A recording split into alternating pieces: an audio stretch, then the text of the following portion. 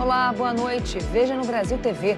A Polícia Federal faz uma operação contra uma família acusada de queimar milhares de hectares de mata no Pantanal.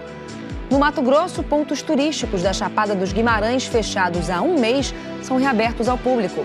E ainda, na Semana da Criança, a gente mostra um parque com cinema, teatro e brinquedos, tudo de graça em Aracaju. Quinta-feira, dia 10 de outubro, agora no Brasil TV.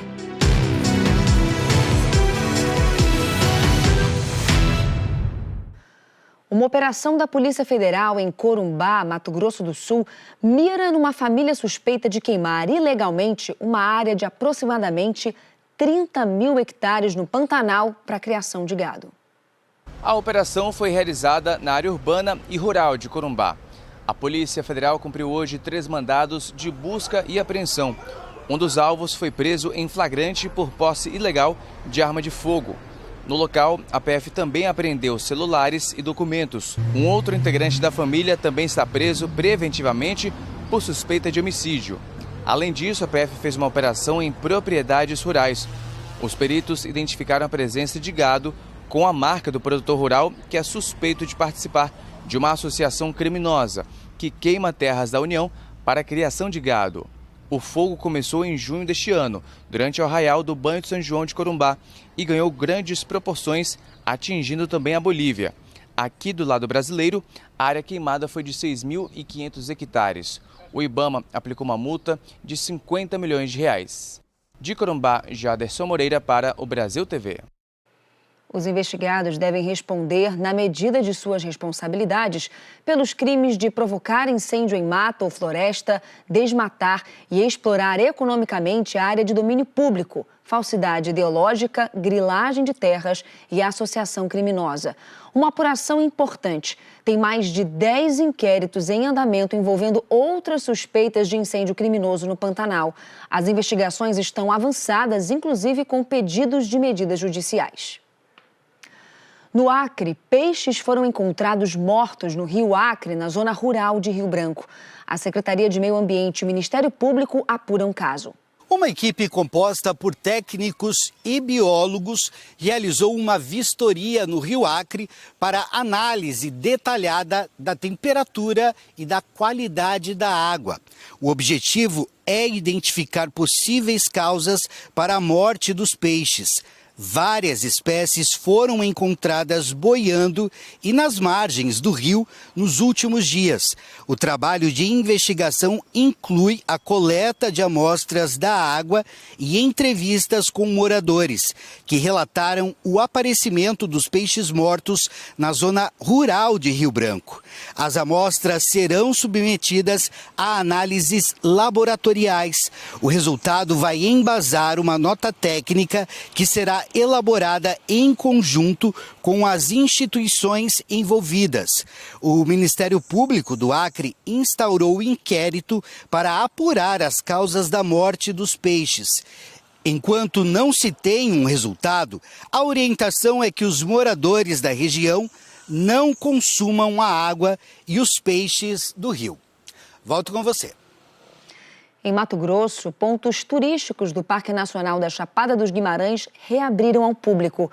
O Véu de Noiva, Cachoeirinha e o Circuito das Cachoeiras, fechados desde o dia 13 de setembro deste ano por causa dos incêndios no parque, foram reabertos hoje. Na semana passada, outros 2 pontos turísticos foram também liberados para visitação. O ICMBio, que administra o parque, confirma que as chuvas ajudaram a conter as chamas e que, como a umidade do ar melhorou, a propagação do fogo tem sido mais lenta.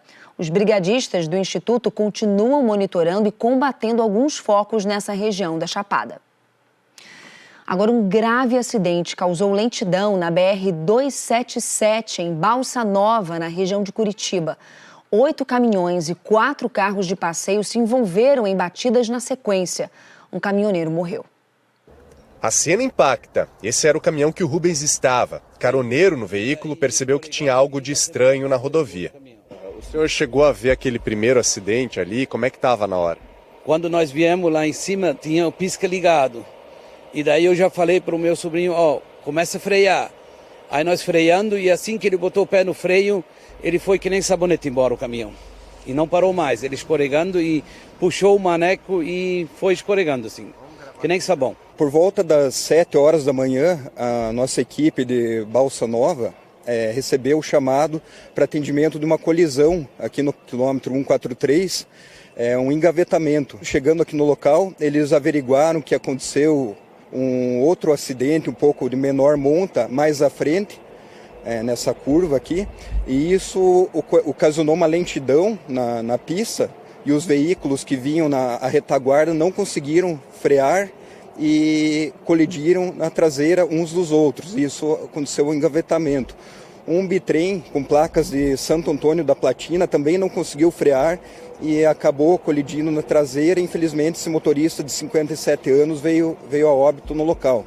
Além de uma morte, o Corpo de Bombeiros confirmou que outras 7 pessoas ficaram feridas de maneira moderada ou grave. Todas elas foram levadas para hospitais da região. Em Minas Gerais, uma carreta derrubou um poste em Contagem depois de se enroscar em cabos. Comerciantes e moradores do bairro ficaram sem os serviços de luz e internet durante toda a manhã. O acidente aconteceu por volta das 4 horas da manhã. O motorista não quis gravar entrevista, mas ele contou que saiu de Campinas, em São Paulo, em direção à Contagem, aqui na região metropolitana de Belo Horizonte. Quando ele já estava próximo ao destino para fazer uma entrega a uma rede de lojas, ele foi surpreendido pela fiação logo ali atrás. Segundo o motorista, a fiação estava bem baixa e esses cabos acabaram enganchando no caminhão. 2 postes foram derrubados. Olha só a quantidade de fios, de cabos aqui no local. Segundo os moradores, esse era um problema antigo por aqui. Além disso, o poste também estava escorado com madeira. Segundo a CEMIG, a Companhia Energética aqui de Minas Gerais, já estava programada a substituição deste poste, mas infelizmente antes esse acidente aconteceu. O motorista da carreta não teve ferimentos, mas os transtornos são bem grandes por aqui. Comerciantes e moradores ficaram sem energia elétrica. Cerca de 200 imóveis foram atingidos. Neste momento, as equipes fazem a substituição desses postes, mas os serviços de internet também foram interrompidos por aqui. Raquel Freitas para o Brasil TV. A Polícia Federal fez uma operação no Maranhão contra um suposto esquema de desvios de dinheiro público na Prefeitura de Codó.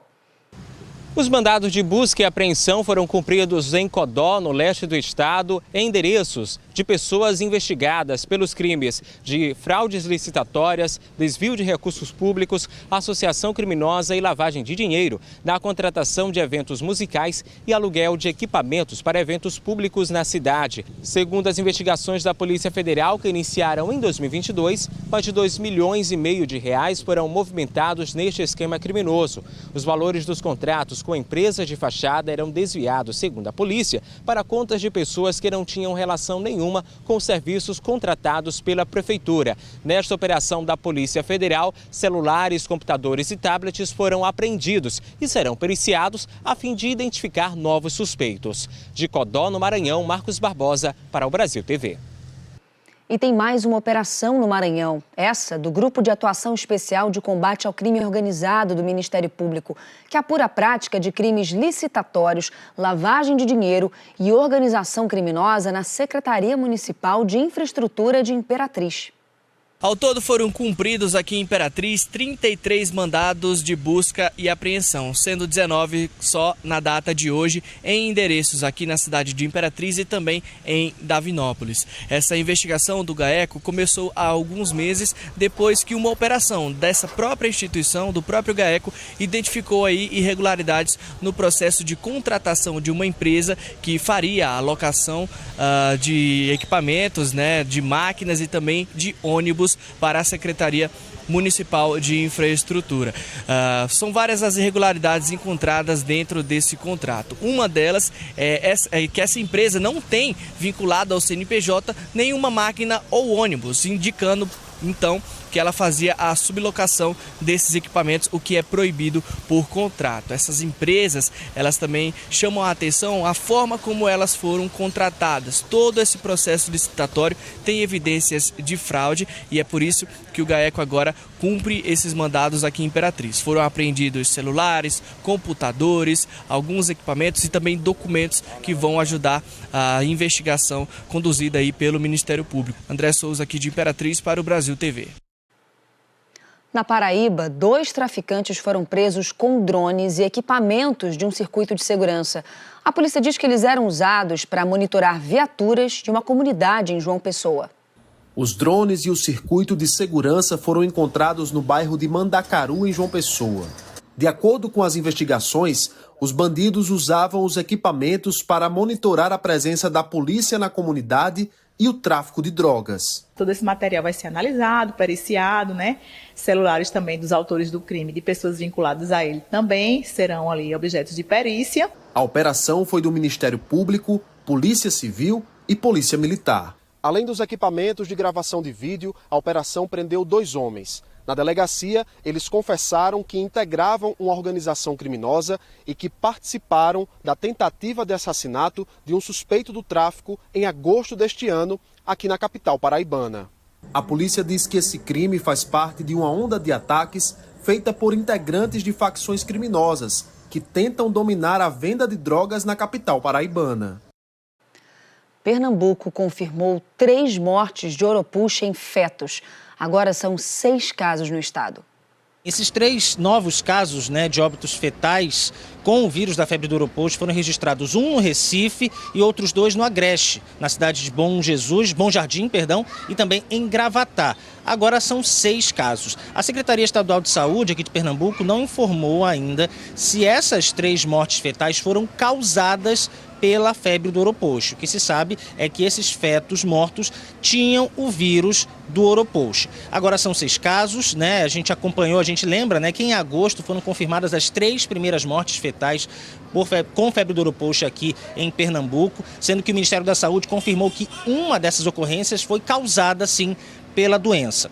Vamos falar do número de casos agora, número atualizado. Até ontem, de acordo com a Secretaria de Saúde aqui de Pernambuco, 156 casos da doença tinham sido registrados. Isso em 28 municípios, da região metropolitana, da Mata Sul, da Mata Norte e também lá no Agreste, aqui do estado.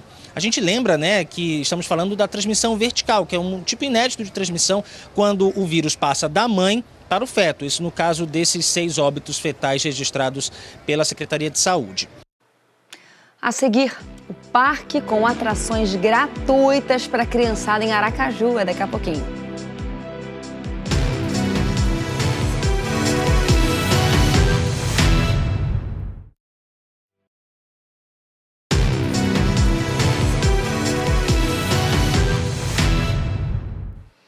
Brasil TV de volta falando do Dia das Crianças. Em Aracaju, a molecada está se divertindo num espaço todinho só para ela. E uma vila repleta de brinquedos e opções de lazer. O que é melhor, hein? Tudo de graça. Logo na entrada, o encantamento começa. Cada detalhe parece nos transportar de volta à infância. As casas são coloridas, os espaços temáticos. E claro, o cinema é um convite tanto. Com crianças por perto, a roda gigante vira a parada obrigatória. E o mais interessante é ver como brincadeiras como a amarelinha ainda fazem sucesso entre os pequenos. Porque é divertido, a gente pode brincar e se divertir. É muito legal aqui. Aqui tem muitas coisas. Que tipo de coisa? Um monte de brinquedo. E para quem gosta de tecnologia, a diversão não para por aí. A Arena Gamer, com 40 computadores, foi cuidadosamente organizada para garantir que ninguém fique de fora. As crianças têm um tempo limitado para jogar, mas o suficiente para mergulharem nos jogos e se divertirem, com regras claras para todos. As idades são de 8 até 17 para criança e aqui a gente faz rodízio a cada meia hora e as crianças podem ir quantas vezes ela quiser. O teatro é outro ponto forte, com espaço para até 80 espectadores em 3 sessões diárias. As crianças interagem diretamente com teatro de fantoches, aprendendo lições de segurança que podem ser levadas para o dia a dia. A Defesa Civil, junto com o Bombeiro, está aproveitando essa semana que a gente comemora a Semana de Redução de Risco de Desastre e trabalhando com as crianças, que são os maiores disseminadores de informações. Então a gente faz essa parceria, montamos um teatro de fantoche, onde a gente explica a eles o que fazer e o que não fazer na hora de um desastre. Pensando nas necessidades especiais, foi montada uma sala multissensorial, longe dos estímulos sonoros mais intensos.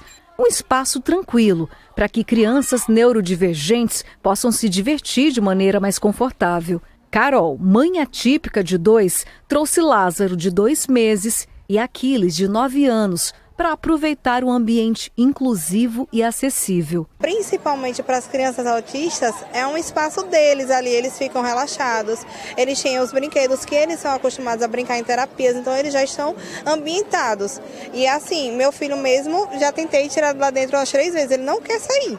Aqui é como se fosse um universo mágico, onde cada esquina revela uma nova aventura cultural.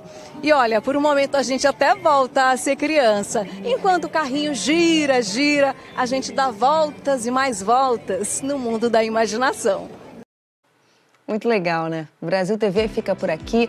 Outras notícias no Jornal Nacional, hoje um pouquinho mais cedo, às 7h30 da noite, hora de Brasília. Uma ótima noite para você e até amanhã. Tchau, tchau.